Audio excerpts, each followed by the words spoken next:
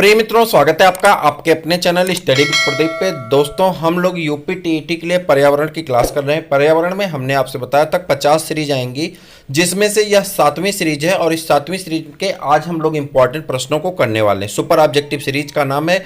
यदि आप नहीं देखते हैं तो आप जरूर देखा करें, अपने दोस्तों को भी शेयर कर दीजिए। मैं आपको बता दूं, पीईटी की क्लासेस आपकी मंगलवार से स्टार्ट कर दी गई हैं।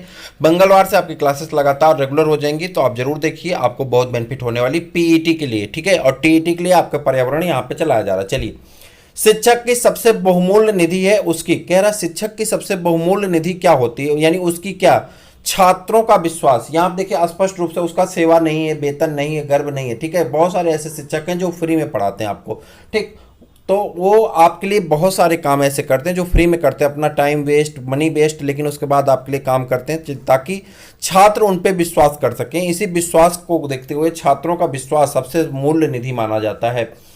शिक्षक विद्यार्थियों के, एक मिनट, शिक्षक विद्यार्थियों के जीवन में वास्तविक कुम्हार होते हैं, जो न सिर्फ उनके यानी छात्रों के जीवन को आकार देते हैं, बल्कि छात्रों में यह विश्वास जगाते हैं कि वे छात्र यानी शिक्षक के द्वारा बताई गई बातों का अनुसरण कर दुनिया के रंगमंच पर अवतरित हो सकते हैं और अपने आप को काबिल बना सकते हैं।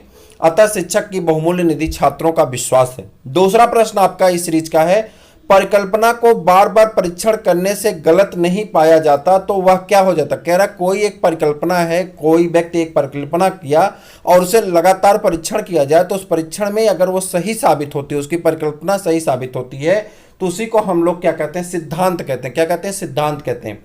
सिद्धांत के साथ प्रयोग अनुभव जुड़ा होता है। किसी परिकल्पना को बार बार निरीक्षण व परीक्षण करने के बाद जब इस बात का भान हो जाता है कि यह परिकल्पना सार्वभौमिक रूप से सत्य है, तो यह सिद्धांत का रूप ग्रहण कर लेता है। निम्नलिखित में से सबसे उपयुक्त शिक्षण विधि क्या है। कह रहा सबसे उपयुक्त शिक्षण विधि क्या है, यानी जिससे सबको सबसे उपयोग में शिक्षण विधि मानी जाती है, तो उसमें क्या, विचार गोष्ठी एवं श्रुतलेख, श्रुतलेख एवं दिया गया कार्य, विचार गोष्ठी एवं कार्य योजना, व्याख्यान एवं श्रुतलेख। तो आप कहेंगे यहाँ पे विचार गोष्ठी एवं कार्य योजना ये क्या सबसे उपयुक्त कार्य है। विचार गोष्ठी एवं कार्य योजना शिक्षण विधि की सबसे उपयुक्त विधि है। इस शिक्षण विधि में छात्र परस्पर विचारों का आदान प्रदान करके अपने ज्ञान की वृद्धि करते हैं। यह विधि शिक्षा के कृत्रिम वातावरण को समाप्त करने तथा शिक्षा को जीवन से संबंध स्थापित करने हेतु महत्वपूर्ण है। प्रारंभ में इसका प्रयोग छात्रों द्वारा किए जाने वाले गृह कार्यों के लिए किया जाता था, जिसमें योजना बनाकर तथा शारीरिक श्रम करना निहित होता था।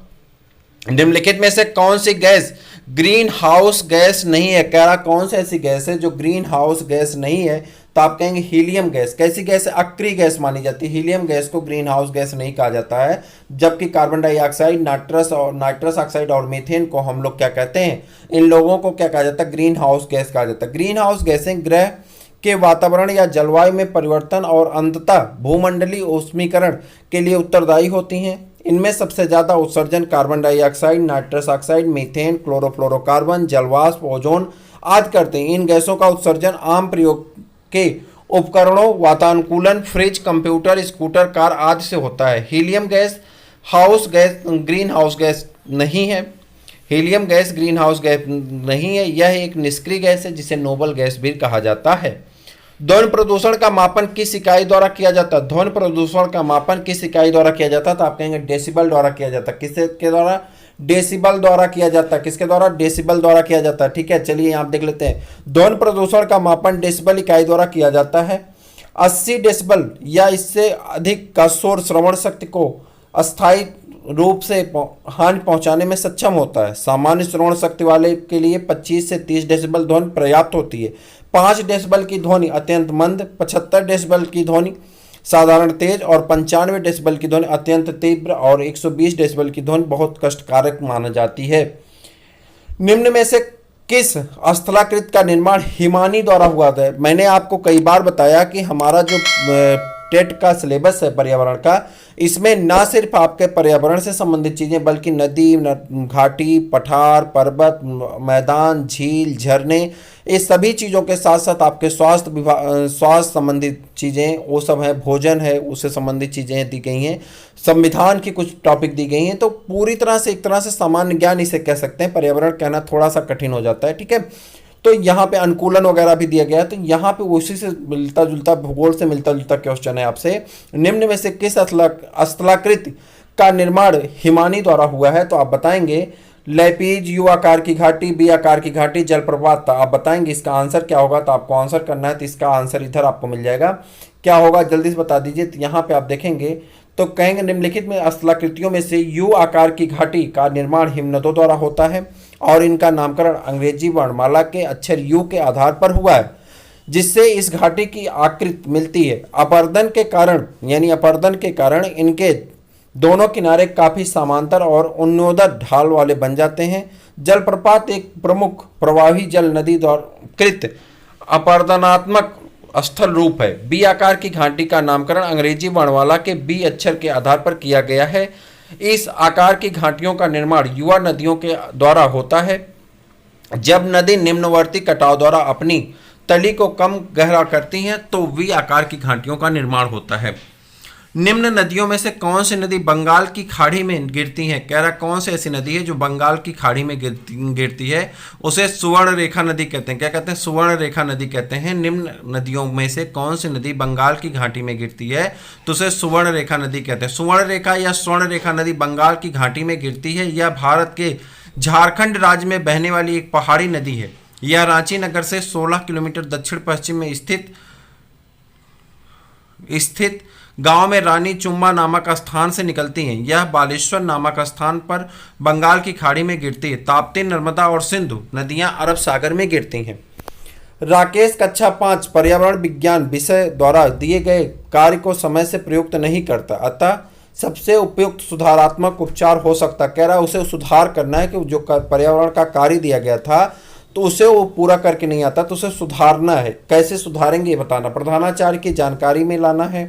खेल की कक्षा में जाने पर प्रतिबंध लगा देना। उसकी अनियमितताओं के कारणों को जानकर उसे सही मार्गदर्शन देना है। उसकी अनियमितताओं को लिखित जानकारी माता पिता को देना है। 4 ऑप्शन है तो आपको बताना उसकी अनियमितताओं के कारणों को जानकर उसे सही मार्गदर्शन देना है।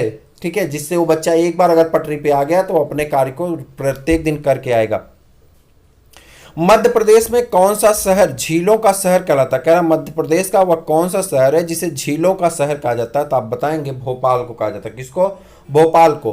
भारत का हृदय कहे जाने वाला मध्य प्रदेश देश विदेश में पर्यटन स्थलों, खान पान, शिल्पकारी, बुनकरों आदि के लिए जाना जाता है। मध्य प्रदेश राज्य की ही राजधानी भोपाल है, जिसे झीलों का शहर कहा जाता है। लोकर लेक और अपर लेक जैसी 2 सुंदर झीलों के कारण ही भोपाल को झीलों का शहर कहा जाता है। निम्न में से कौन सा सागर यूरोप को अफ्रीका से अलग करता है? कह रहा उस सागर का नाम बताइए जो यूरोप को अफ्रीका से अलग करता है। तो सागर का नाम क्या? भूमध्य सागर। भूमध्य सागर यूरोप को अफ्रीका से क्या कर देता है? अलग कर देता है। नाम सही क्या होगा? भूमध्य सागर। चलिए, भूमध्य सागर मेडिटेरेनियन सी पृथ्वी का एक सागर है जो उत्तरी अफ्रीका, यूरोप, अनातोलिया तथा मध्य पूर्व में बीच स्थित है। इसका क्षेत्रफल लगभग 25 लाख वर्ग किलोमीटर है, जो भारत के क्षेत्रफल का लगभग 3/4 है। यह अटलांटिक महासागर से जिब्राल्टर द्वारा जुड़ा है, जो केवल 14 किलोमीटर चौड़ा तथा एक जल डमरूमध्य है। लाल सागर अफ्रीका और एशिया के बीच हिंद महासागर का एक नमकीन पानी की खाड़ी है। और उसके बाद आगे बढ़ जाएंगे। क्वेश्चन नंबर यहाँ पे आपका अंतर्राष्ट्रीय ओजोन दिवस। मैंने कई बार आपको बताया था कि आपके दिवस से भी प्रश्न पूछा जाता है, तो आप कहेंगे 16 सितंबर को मनाया जाता है। दूसरा है किसी खाद्य श्रृंखला में शाकाहारी होते हैं। किसी खाद्य श्रृंखला में शाकाहारी जो होते हैं वो प्राथमिक उपभोक्ता होते हैं। क्या होते हैं? प्राथमिक उपभोक्ता होते हैं। मैंने आपको पिछली वाली सीरीज में इसके बारे में विस्तृत जानकारी दी थी। पारिस्थितिकी तंत्र के तत्वों का चक्रण को क्या कहते हैं? मैंने इसको भी आपको बताया था पिछली सीरीज में। जैव भू रासायनिक तत्व कहते हैं। क्या कहते हैं? भू रासायनिक तत्व। बायोजियोकेमिकल साइकिल कहा जाता है। बायोजियोकेमिकल साइकिल कहते हैं। ठीक है।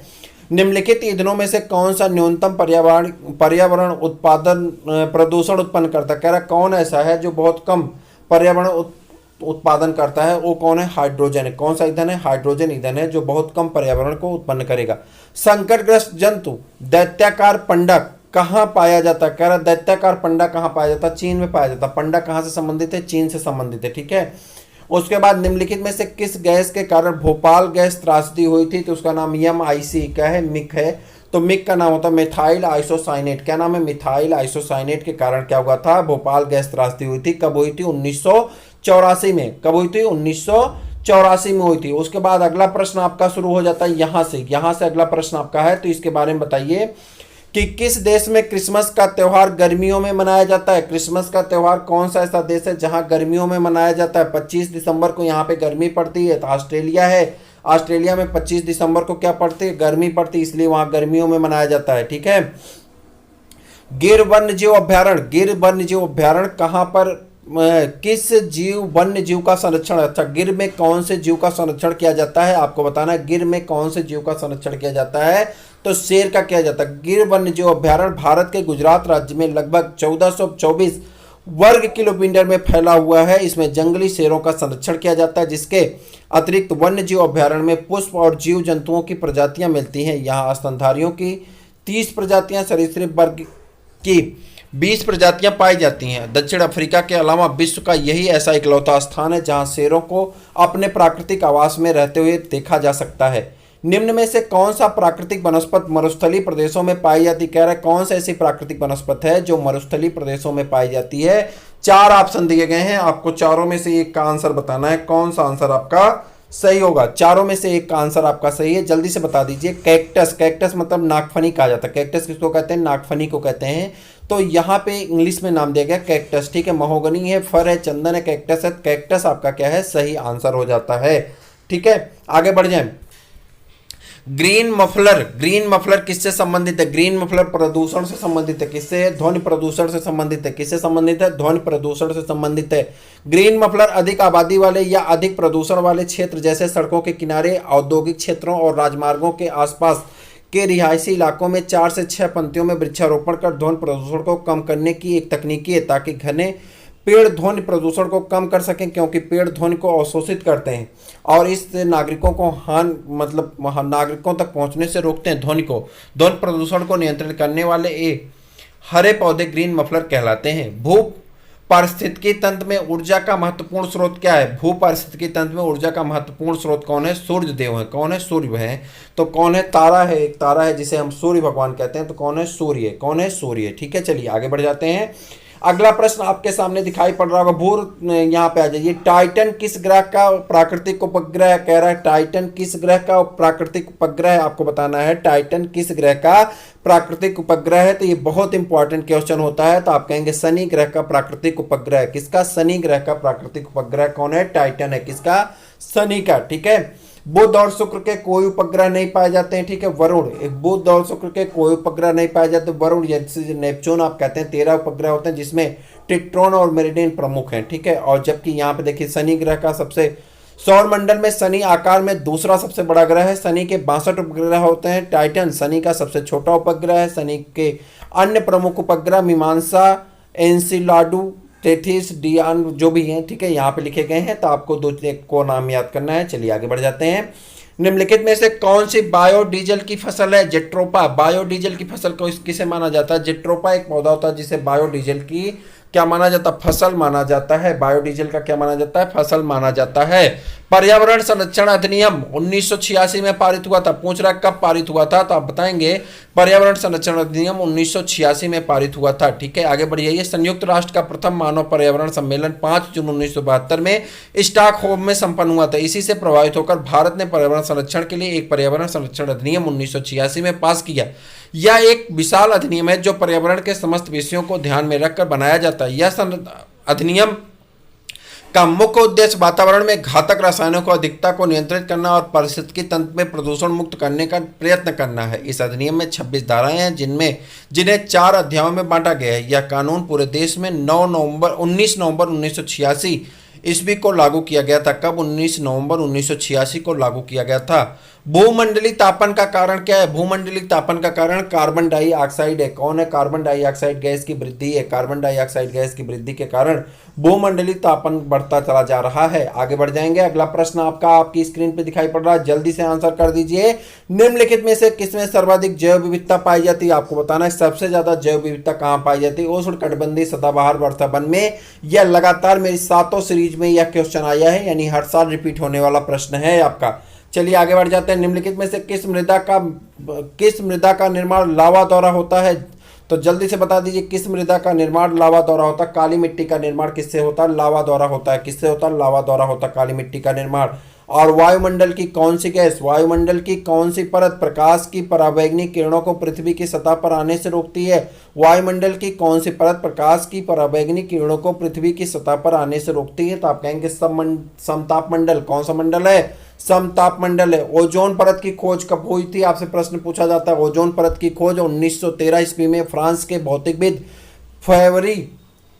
फेबरी चार्ल्स और हेनरी बुसोन ने की थी। किसने की थी? एक क्वेश्चन आपका बहुत इंपॉर्टेंट है यहाँ पे, ओजोन वाला, ये ओजोन परत का वाला, तो आप याद कर लीजिए। ओजोन परत की खोज 1913 में फ्रांस के भौतिकविद फेबरी चार्ल्स और हेनरी बुसोन ने की थी। गंगा एक्शन प्लान को लाने का उद्देश्य निम्नलिखित में से किस सुधार द्वारा किया गया था? गंगा एक्शन प्लान जल की गुणवत्ता के लिए, किसके लिए है? जल की गुणवत्ता के लिए है, जीईपी, जल की गुणवत्ता के लिए। और अगला प्रश्न और अंतिम प्रश्न इस सीरीज का कि निम्नलिखित में से कौन सा वृक्ष जैविक कीटनाशक का, निम्नलिखित में से कौन सा वृक्ष जैविक कीटनाशक का उत्पादक है? तो आप कहेंगे कौन सा ऐसा वृक्ष है? तो नीम है। नीम क्या है? जैविक कीटनाशक का क्या है? कीटनाशक का उत्पादक है। इस प्रकार से आपकी यह सीरीज कंप्लीट हो गई। देखिए डिस्क्रिप्शन उन्हीं का इंपॉर्टेंट है जिसे मैं आपको बता देता हूं, जिसका इंपॉर्टेंट नहीं उसे मैं छोड़ देता हूं। मुझे उम्मीद है कि यह सीरीज आपको पसंद आ रही, तो जल्दी से चैनल को सब्सक्राइब करिए, अपने दोस्तों को शेयर करिए। फिर मिलते हैं किसी और वीडियो में, तब तक के लिए इजाज़त दीजिए। जय हिंद।